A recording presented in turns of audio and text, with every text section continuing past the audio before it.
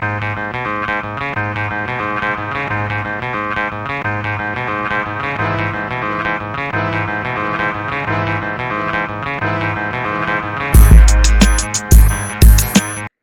and welcome everybody to another episode of the J-Rock Show here from the SimWorld TV studios on a beautiful Friday afternoon here in Texas. It's great to be back with another episode. It was great to have Cam Jones on last week. The off season is in full force, ladies and gentlemen.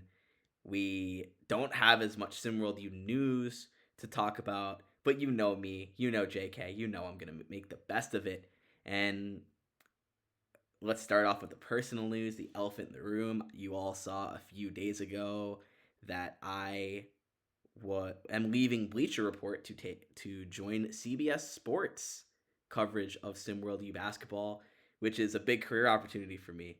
They offered me a promotion to lead their SimWorld U coverage team. I'm their sports editor now, in fact, and it just gives me a lot more great content to provide to you all, and I'm happy to be doing it on an even bigger stage. I'm grateful to Bleacher Report, but CBS Sports, too good of an opportunity to pass up, and JK says no to promotion, never says no to promotion, so super excited for that.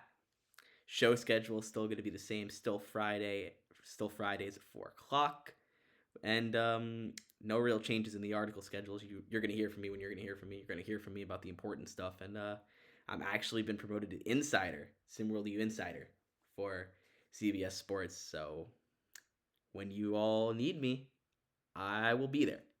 But let's address the elephant in the room on this episode of the J-Rock Show. The offseason has been very affected by the coaching carousel.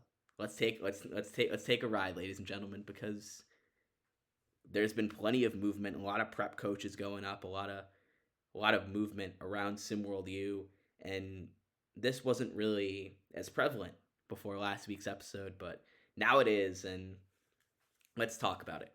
Sean Miller, he's at Miami now. They came in at the 11th hour, poached him from Xavier. They wanted him for a while after they lost in Hoopsteria, but the conversation did not get real for a while. It was not until after the national championship. I wrote the article about it in my final for Bleacher Report. I would advise you all check that out if you haven't already. He spoke to his brother Archie Miller, Sean, and consulted with his wife, and he left Xavier once. His goal was always to return to a higher profile program. So when Miami offered him nearly double the salary with more VIL resources and in a better conference and a better recruiting pipeline, this decision was pretty easy for a guy like Sean Miller, and that's a spot I really like for him. Kevon Jackson is still with Miami. We don't know the future of his playing career, but should he come back, I like him to have a sophomore surge, and they still have Tony Henderson coming in as a freshman. They have Richard Hennessy for another year. They're more than likely going to lose both Jermaine McLemore and Dominic Bianco, which is a tough blow for the Hurricanes. That was the core that won them the national championship. Jim Larinaga, he is retired. That time in Miami is over, but he was fantastic after coming over from George Mason. And they also have Jeremiah Cordero coming in from the Havana native, really good with taking care of the ball, and that's a guy where they're going to need that consistency in the backcourt. Edgar Fernandez will probably be back. If Kevon Jackson can stay on the court, I really like him, but Tony Henderson and Richard Hennessy down low is going to replace Mr. McLemore pretty favorably. And Sean Miller, he was really only at Xavier because of that scandal that kind of ruined his career at Arizona. He's proven himself again, so now he takes a job at Miami and at what is an ACC powerhouse in SimWorld U, and it makes a lot of sense. Moving on, last couple of days we've seen a lot of prep coaches pick up the phone. I had Skinny on a few weeks ago to talk about that, but let's talk about the elephant in the room, and that is in Minneapolis. Tomas Kusa headed to coach Minnesota. I wrote the article for that on Tuesday, but I'm going to have Coach Kusa on. I believe it's next week to kind of talk to him. So you're going to hear from him on the show soon, probably on next week's episode. If not, it will be the week after. But Coach Kusa and I have had conversations, and he will be making an appearance on the J Rock show sooner rather than later. But let's talk about the move, because Coach Kusa, he was with Beyond the Arch, returned to international waters, went to SimWorld Atlantis, because he didn't really feel that comfortable coaching in America at that time. He needed to kind of take the right job. He was being very selective. He was telling me that he didn't want to jump to SimWorld U just to jump to SimWorld U. He wanted it to be the right opportunity. And Minnesota, even with Donald Affetti likely headed to the SWBA, he feels it is that correct opportunity for him, and the opportunity for him to take the leap from SimWorld Atlantis. He's developed the guys like Kenneth Klum and Bjarni Johnson, who's going to be at Utah. But Kusa said it feels like it's a better fit for him, for his personality. It's not really going to be as daunting as a place like, comparatively speaking, where Assad Drayton is at Syracuse. They get serious about basketball. Dre Pope at South Carolina, even Skinny at Wake Forest. There's not a lot of pressure for Coach Kusa to deliver results immediately. And I think that's what made him feel comfortable returning to the States to do this, because that's all he really wanted, was to feel comfortable. He tells me he really likes the state of this roster, and he's got Ben Shad K coming in to probably start next season, but he needs to do more to replace Donald Affetti. But Coach Kusa didn't really have a big recruiting budget at SimWorld Atlantis. He's a good developmental coach, and he's a good recruiter in areas, but now he's going to have a lot more resources and a lot more scope to handle that with, and I think that should serve him well. It's not like he may not have Coach Drayton level resources at Syracuse, but he's going to have Big Ten resources now, and going from SimWorld Atlantis locker rooms and facilities to Minnesota facilities is quite the upgrade for Coach Kusa. They made Hoopsteria, got a chance to make it back-to-back seasons for the first time since 2009 and 2010. I like this fit.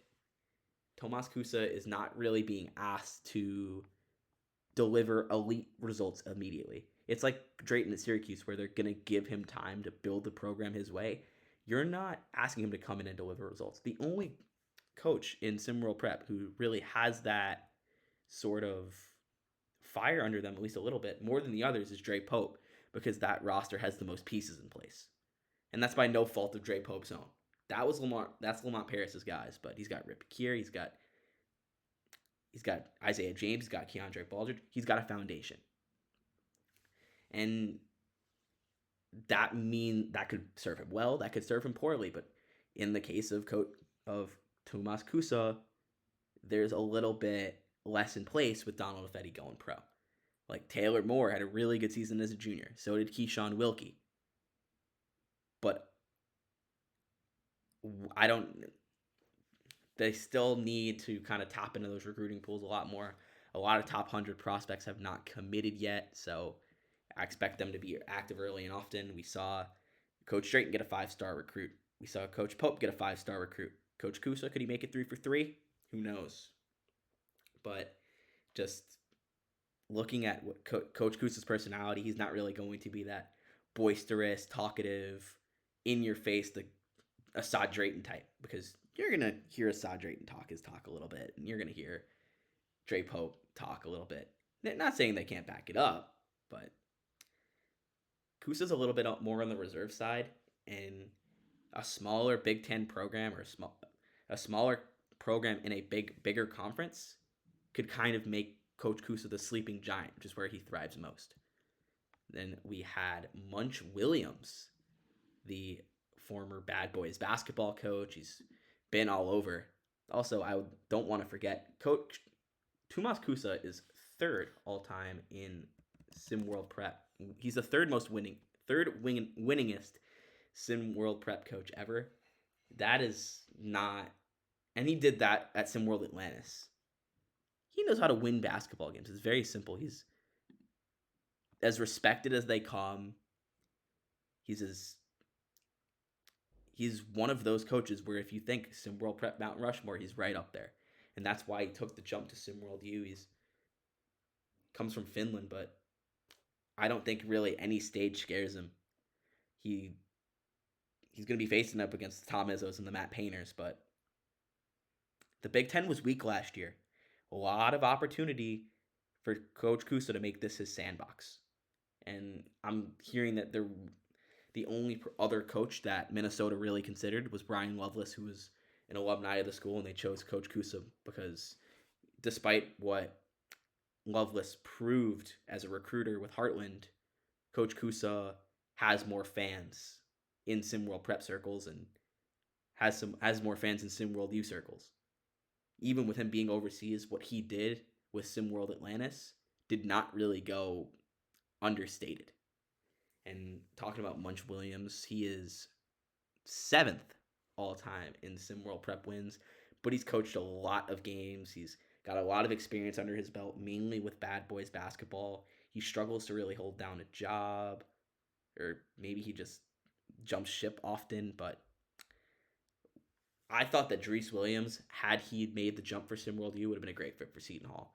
It would have been a program he could have tailor-made his own, just like Shaheen Holloway did. He's now with the Originators, and it kind of could have been his sandbox, and he is with Philadelphia. It wouldn't have been far. He kind of could have stayed recruiting in the same pipeline in the same area, except that rivalry with Drayton for recruits would have been right still alive and well. It would have made a lot of sense for Dries Williams had he wanted to coach in SimWorld U to take that. But I've spoken to Dries Williams. He does not want to leave SimWorld Prep anytime soon, and maybe he's waiting it out for a better, more desirable job next cycle.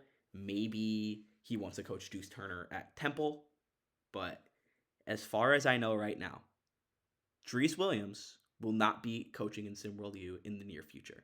This could change, but as of right now, this is the case. Dries Williams has said it on multiple occasions, so you don't need. You can just see him. You can hear him say it. You can see him say it. It's been everywhere. But Munch Williams is probably their next best option because he's got a lot of SimWorld prep coaching experience under his belt, but he's also got a below 500 record as a SimWorld prep coach. He's 42-47, below 500. Not really fantastic from a winning percentage standpoint, but Bad Boys had some guys with him. They had Lorenzo Phenom. They had Big Shot Bog. He's been around, but like I said, Shaheen Holloway's with the Originators now. Surprised they didn't want to stay in the area again and get a guy like Dries Williams who you can really entice to take a job like that because he can recruit a lot of his former Philadelphia guys and he's not moving very far. But Munch Williams, this is going to be a rebuild. I don't really know. Seton Hall had nothing to look forward to this year. They were bad. They were very, very bad. And it was so bad that they felt they had to fire. They were 11-20, mind you.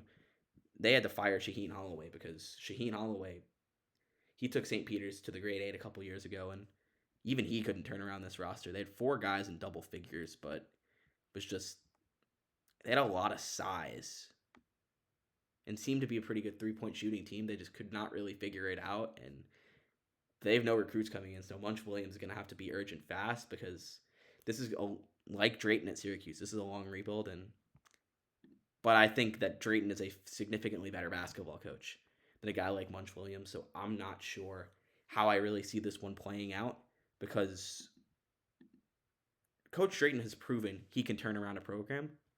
What has Munch Williams really proven in the last few years? He's been bouncing around prep like a bowling ball, so let me know, ladies and gentlemen, because I don't see it.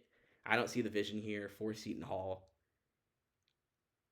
I think they're just trying to go for an upside play, and it's definitely that. But there is not a lot of ceiling in a move like this, and I still think that there still could be a few more prep coaches to take opportunities at SimWorld U, mainly Brian Loveless.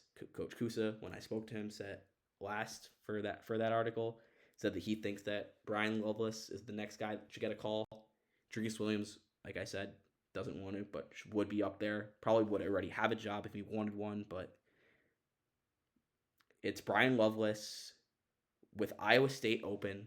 That's the place I'm looking at for Brian Loveless. And Even Georgia is a place I can see for Brian Loveless because he'll have Royce Anderson and Orion Toomey. Maybe they bring in Marcus Wood for the familiarity, but I doubt it. For Xavier, like I said, I'm expecting Lamont Paris and Ben Johnson. I'm going to give some coaching predictions to close out this episode.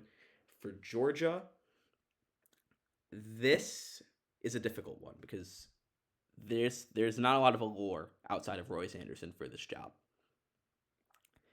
I'm going to come back to this. Iowa State. This is where I think Brian Loveless ends up because Otzelberger won 21 games there last season. TJ Otzelberger was a good coach, should not have been fired.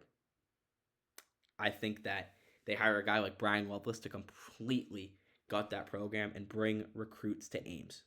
I think that's where Brian Loveless ends up. Virginia, I think they're bringing in a coach from the area. I think Ryan Odom makes sense. I think that Mitch Henderson from Princeton makes sense. And I think that Matt McKillop from Davidson makes sense. And for Xavier, I'm looking at Richard Pitino, Ben Johnson, and Lamont Paris. And Pitino could maybe even make the move to Virginia, but I doubt it because I think the storyline would be more interesting with Rick Pitino and Richard Pitino coaching against one another on opposite sidelines in the Big East. So I think Xavier makes more sense. You see Houston. Houston is another one where they've kept their search of notoriously tight-lipped. We're going to see SimWorld U coaches make the jump, and if there's one that's standing out to me for that jump, I know he's an alum of this school, but Mo Williams with Jackson State, I think he can very well end up at Virginia because he did a fantastic job with the Tigers last year, and I think that Virginia is definitely interested in a guy with an SWBA playing future like that to succeed Tony Bennett. So that makes sense to me. It's kind of a carousel, and there's a lot of moving parts. So as I learn more, I'll let you all know about it. But that's going to do it for this episode of the J-Rock Show. I appreciate you all tuning in. Coach Kusa is going to be on next week's episode or the week after. I appreciate you all again. And remember, folks, SimWorld is the only place you can see the game, be the game. Have a great day.